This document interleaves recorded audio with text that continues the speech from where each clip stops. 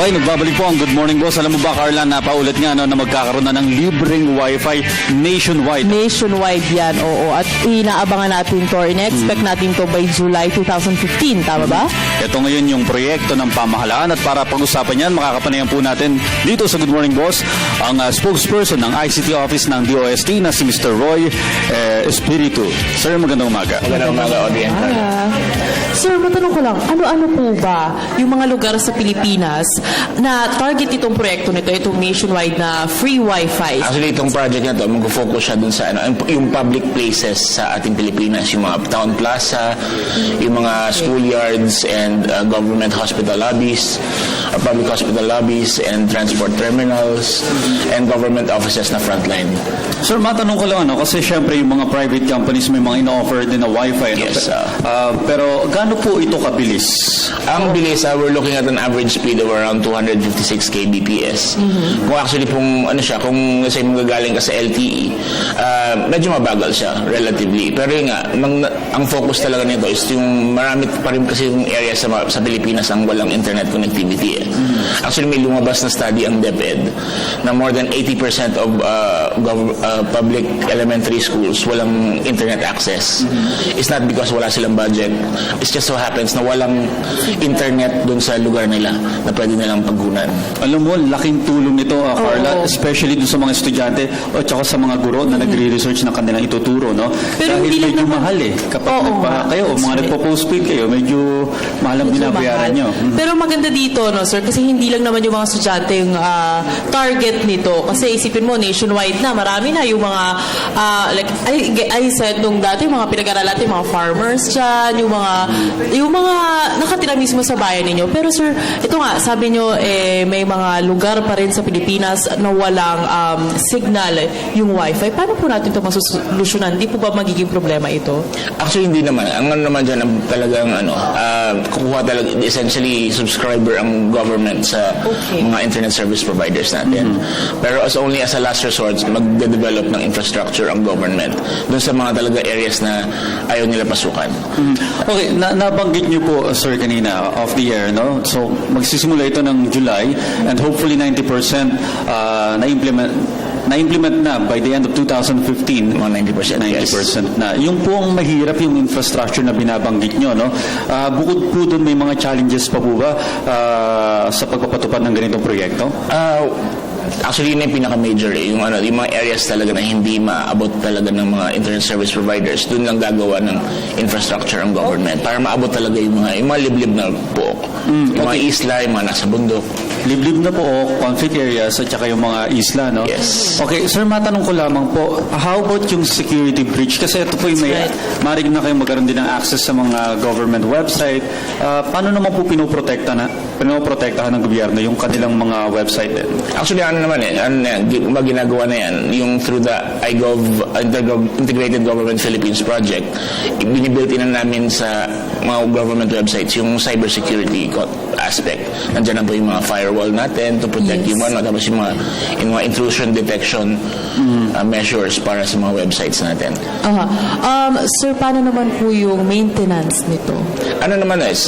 Iiwan namin para sa private sector yung kasi essentially since subscriber ang government ng service providers, sila nang bahala dun sa maintenance. So, yung paglago po ba ng ekonomiya ng ibang bansang nauna sa atin na gumagawa nito, maaari rin nating maabot? Pwede. Actually, may World Bank na study na nangyari a few years back na napatunayan na ang every 10% increase in broadband connectivity results in 1.38 increase in GDP. So, we're expecting talaga na may socio-economic development na mangyayari sa mga lugar na maapektuhan itong project na. Gaya nga nung nabanggit ni Carla na maski yung mga magsasaka, makikita na nila. Yung mga prices ng kanilang mga binibenta nila serbisyo at mga goods, produce. And not only that, pwede rin sila magbenta through the internet ng kanilang mga produkto. That's right. Sino po yung unang, probinsya o town ang target? Sino po yung unang probinsya na target nito proyekto na ito? Actually, magsisimula yung by July. We're looking at yung mga regional centers dun sa So, magsisimula sa Metro Manila, Cebu, and Davao. Tapos, lalabas from there, palabas. Dun sa So, sa July po, Itong July sisimulan, gano'n po kalawak yung network nito? NCR lang po ba? No, this is nationwide. So this covers something like 997 municipalities out of 1,400 plus municipalities in the Philippines. So we're looking at something like more than 20,000 sites para dun sa service na to, yung mga access points natin. Well, good news to talaga para sa mga estudyante. Naalala ko kasi nung mga 3 years back, yung South Korea parang nauna sa atin na mag-implement ng public Nationwide. Wi-Fi. Okay, yes. Na lahat talaga, kahit naglalakad sa kalsada, nag-browse na ng internet. Alam mo, may tanong ako kung pwede. Kasi ako, pumunta akong Korea, buti lang nabanggit mo yan. Yung mga turista, syempre wala tayong cellphone doon. Syempre mga smartphone natin, ang access lang is Wi-Fi. Paano po yung mga turista? Paano po Actually, this is open to everyone in the Philippines, even the tourists and the visitors sa ating bansa. Pero yun nga, meron tayong iba-ibang levels to ng access. Yung level na na exclusive lang for Filipinos, yung mga kailangan ng government services na online. Okay. Alam mo kasi, importante din yan para sa mga turista. Siyempre kasi ito nationwide na sa mga probinsya na kung meron tayong mga turista na bibisita sa atin, of course, kailangan din may alam sila kung yung mga tourist spot. Siyempre, di ba, you will just search everything naman sa internet ngayon. Lahat kiniklik mo na lang. Maganda na nationwide, meron ng Wi-Fi sa ating bansa. At saka yung na rin, yung mga halimbawang hindi familiar sa isang lugar. That's right. Maaari kang hindi na maligaw at mahanap mo yung mga municipality na kailangan mo puntahan o yung mga public offices or mga panggobyernong opisina. Tama. Marami ng mapping applications na makatulong sa kanya. Oo, totoo yan. Yun nga lang, sana pati yung mga nag-island hopping kasi usually turista yung pumupunta dyan eh. Yan gagawa ng paraan natin. Gagawin natin yan ng paraan. So siguro sir, panghuling mensahe na lang po, bakit po ba mahalaga na magkaroon na tayo ng public Wi-Fi nationwide?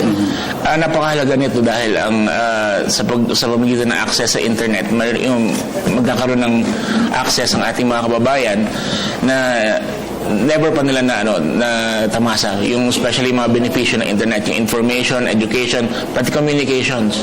Pwede rin po nila magamit ito. At sa pamamagitan nila, marami silang pwedeng makuha. For example, more than 1 million Filipinos ang gumagamit na ng internet para sa kanilang kabuhayan. Hindi pa natin binibilang yung mga nasa BPO industry natin. Ito yung mga nagtatrabaho sa bahay, kumikita ng pera, ng dollars, nagsusulat, nagde-design, gumagawa ng artwork para sa mga kliyente nila abroad. So we're looking to hopefully mangyari sa ating mga kababayan sa ibang lugar. Alam mo kaya ang mga networking sites target na rin ng mga advertisers ngayon eh. Dahil lalo na ngayon nalalawak ito nationwide. Maraming salamat sir sa lahat ng impormasyon na naibahagi niyo sa amin ngayong umagang ito.